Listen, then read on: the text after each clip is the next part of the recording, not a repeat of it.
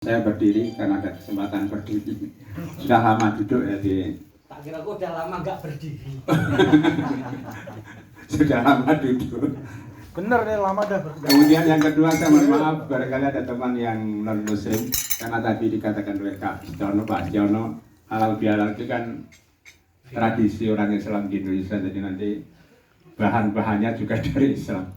Kalau ada yang non muslim saya mohon maaf untuk dimaklumi dan insya Allah tidak akan mendiskreditkan yang lain. Kemudian yang ketiga juga saya hanya sedikit saja karena hari ini ketua kita ini orangnya sibuk sekali. Kita di sini masih jam segini masih di sini. Bila ini sudah menandatangani nanti jam 1 itu ngundang orang sekitar 50 orang di Ngawi. Jadi tinggal beberapa menit saja. Maka saya hanya nambahi lah apa yang telah disampaikan oleh teman-teman kita yang sudah bicara tadi semuanya. Ini saya hanya nambahi saja hubungannya dengan apa tadi? Halal bihalal. Halal bihalal itu kan tradisi umat Islam di Indonesia. Kalau saya tidak salah baca, Muhammadiyah itu juga pernah mulai mengadakan tahun 28. Jadi sudah 94 tahun usianya paling tidak. Ada istilah halal bihalal di Indonesia ini.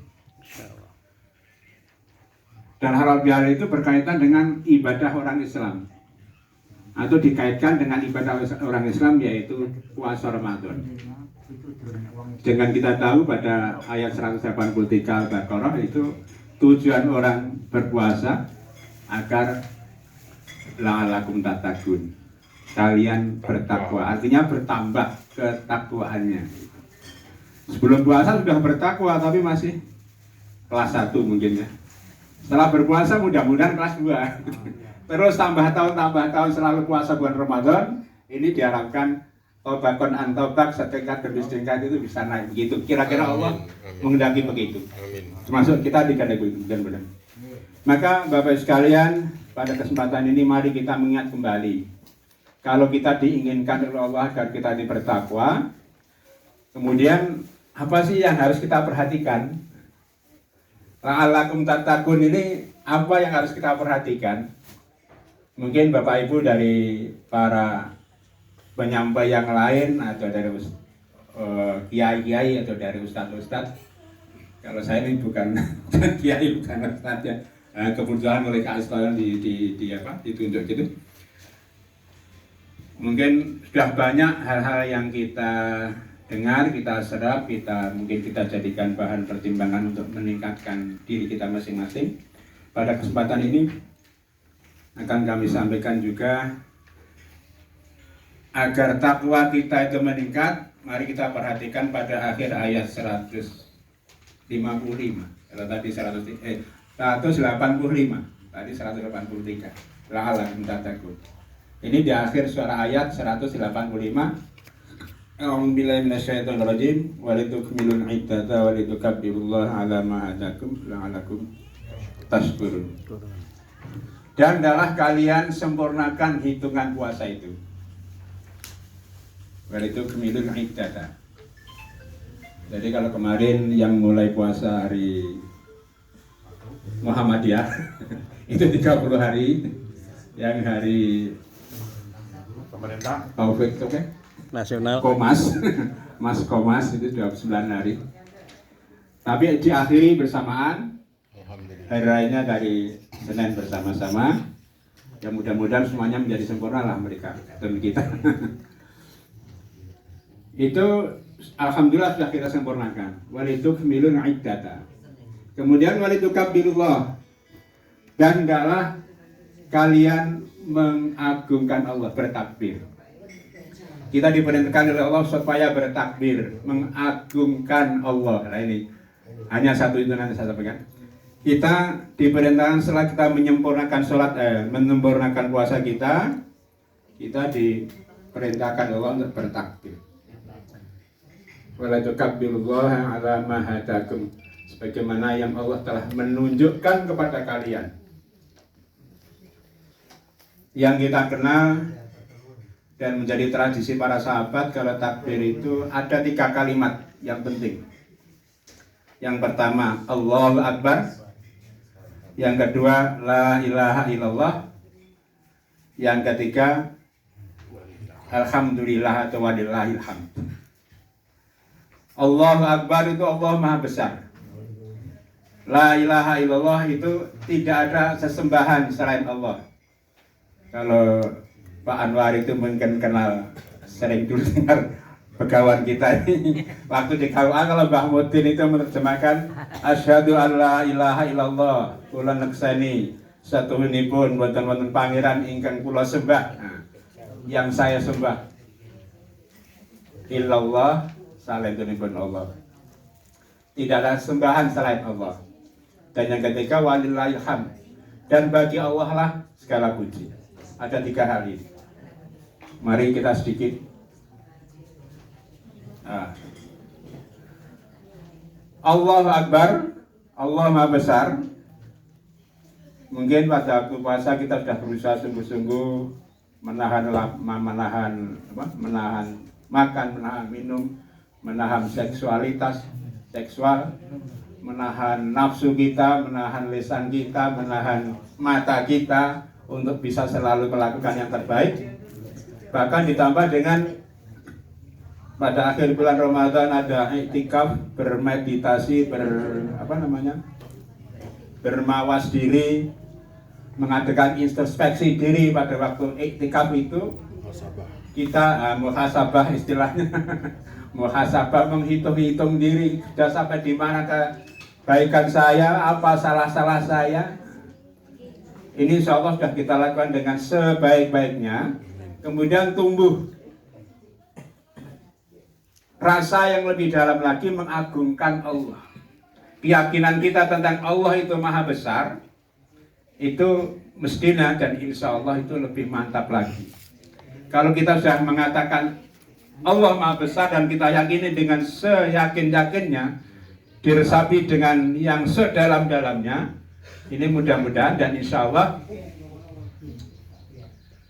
semuanya itu kecil. Makhluk ini semuanya kecil kecuali Allah yang Maha Pencipta.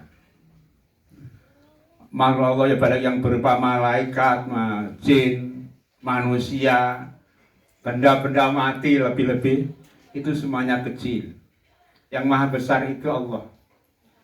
Maka dengan pemahaman semacam ini, kita orang yang insya Allah meningkat ketakwaan kita, ini hanya takut kepada Allah. Dan akan mohon pertolongan hanya kepada Allah. Karena semuanya bisa dikalahkan oleh Allah. Yang namanya jin itu walaupun mereka jenius katanya teman-teman itu jenius, pinter banget, itu tetap bisa dikalahkan oleh Allah. Karena mereka adalah makhluk Allah. Maka kalau minta ya kepada Allah, pasrah diri hanya kepada Allah. Ini harapan kita dan mudah-mudahan yang saya sampaikan ini panjenengan juga sama dengan kita mudah-mudahan, tapi kalau tidak juga tidak masalah ya. Artinya yang saya pahami semacam itu. Jadi yang namanya jin mengganggu manusia itu bisa dikalahkan kalau kita hanya pasrah kepada Allah saja. Selain itu tidak bisa. Saya dulu pernah di jagongan dengan seorang dukun. Kalau ingin selamat tidak diganggu oleh jin, ya apa kemauan jin dituruti. Menurut saya justru itu tidak benar. Tambah nemen. Justru kita tantang mereka, bukanlah kasarnya begitu. Setan itu harus diposisikan sebagai musuh kita.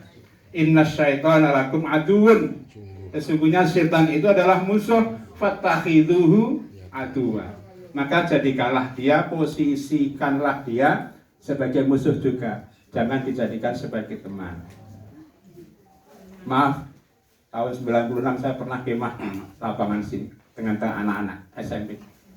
Begitu tenda hijau berkibar atau berdiri, hujan lebat. Belum itu kisaran jam 10-11.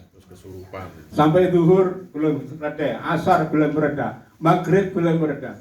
Habis maghrib saya baru sowan Pak Lurah di rumahnya dekat pasar sana. Saya di ultimatum. Kalau tendamu tidak dibongkar, saya tidak tanggung jawab kalau ada apa-apa. Itu harus dibongkar. Bahkan saya dikasih saran untuk sowan kepada mbak siapa saya lupa. Karena itu pantangan meraju di sini. Tapi hati saya tidak percaya. Saya pasrahkan diri saya hanya pada Allah. Tapi saya tidak membantah dan juga tidak mengiyakan. Minuman 1 gelas teh selesai, saya pamit pulang. Saya menguatkan hati saya dengan ayat kursi itu, karena itu kan kekuatan iman kita, ayat kursi. Saya ke lapangan, saya putar lapangan, baca Fatihah, sholawat, dan minta pada Allah, ya Allah, redakanlah hujan di sekitar ini. Allahumma hawalaina wala alaina. Alhamdulillah tidak sampai 1/4 jam, hujan reda dan bulan pun tampak. 3 hari tidak hujan.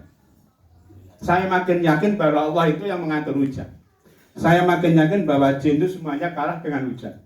Walaupun pikiran saya punya pikiran, bisa jadi hujan itu menggoda, jin itu menggoda seperti pemadam kebakaran itu. Bisa jadi. Untuk menggoda kita, menggoda manusia. Ini Allahu Akbar, Allah Maha Agung. Yang kedua, la ilaha illallah. Tidak ada sembahan selain Allah. Ini konotasinya adalah boten-wonten ingkang sinembah kejawi namung Allah. Ya Pak Mudin sing maknani.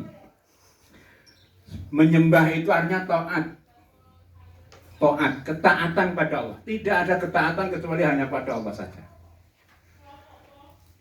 Jadi Allah memberikan bukan la robba, tapi kok la ilaha illallah. Ini ada makna makna khusus di situ. Karena ternyata jin itu iblis dulu nenek moyangnya kan nama iblis itu percaya pada Allah.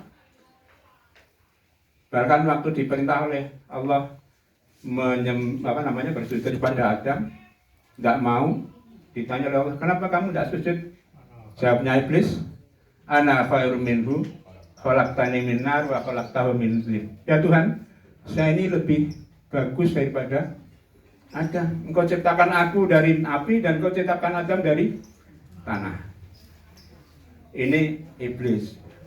Iblis itu percaya adanya Allah, percaya bahwa dirinya yang menciptakan adalah Allah, tapi tidak mau taat pada Allah.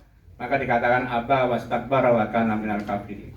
Dia itu membangkang dan bertakabur, membanggakan diri, menyombongkan diri, dan dia termasuk golongan orang kafir. Nauzubillah. Inilah ilaha illallah. Maka marilah kita makin taat pada Allah sebagai tanda ketakwaan kita padanya. Yang ketiga, walillahil hamd, dan bagi Allah lah segala puji. Kita bekerja bersama ini seperti kata Pak Adis adalah kerja kolektif. Walaupun beliau banyak mendapatkan penghargaan, itu beliau selalu mengatakan ini adalah kerja kolektif, bukan pribadi saya sendiri, kan begitu.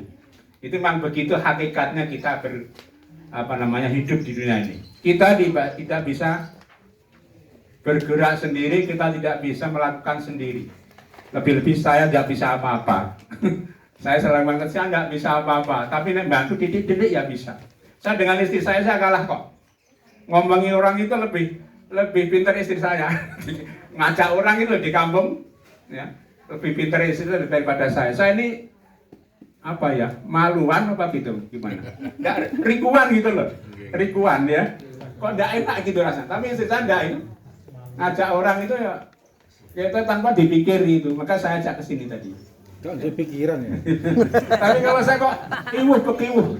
Di kampung kemarin tanggal 3 Syawal, hari Rabu, hari raya 3 hari itu, di kampung saya ada orang punya bikin, punya hajat, saya tambahkan itu. Saya juga tidak bicara apa-apa. Enggak bicara apa-apa yang di situ. Kemudian kok ada teman yang bilang, "Yuk kabar presiden ada tiga periode." Kok ada yang ngomong, "Wah, 2 tahun yang petan itu saya bisa memikir kalau begitu orang sini artinya sudah empet-empetan ini. Jadi yang empet-empetan itu tidak yang panjenengan kok, tapi masyarakat itu juga begitu. Cuman kita nanti barangkali pendidikan yang tadi kata oleh Pak Istar kudu nganggo duit. Ini sedikit demi sedikit kita sambil niatkanlah memberikan edukasi pada masyarakat bahwa kita itu perlu memilih pemimpin yang baik. Selama ini kalau semuanya rusak, misalkan angkatlah itu laknat Allah pada kita, sehingga kita barang-barang mahal, petani sulit cari pupuk dan sebagainya. Ini sebagai katakanlah laknat gitu saja karena salah kita memilih pemimpin. Insya Allah masing-masing kita punya kemampuan beda-beda dan itu nanti melakukan sesuai dengan kemampuan masing-masing. Dan itu semuanya kita niati seperti tadi yang sudah disampaikan, kita ingin pemimpin yang baik. Wes. Ya. Sekarang Bapak Ibu sekalian, mudah-mudahan ini tambahan pada yang tadi sudah disampaikan. Niatan kita mencari pemimpin yang baik. Insya Allah Pak Anies itu baik. Saya melihat videonya, beliau tidak rasis, tidak intoleran. Karena ada pendeta-pendeta Hindu juga memuji beliau, yang Nasrani juga memuji beliau. Karena ada boti. Jadi tidak rasis, tidak intoleran. Dan itu di videonya guys Khalifah itu sangat banyak sekali yang menceritakan itu. Demikian, ada kurang lebihnya mohon maaf. Assalamualaikum warahmatullahi wabarakatuh. Waalaikumsalam warahmatullahi wabarakatuh.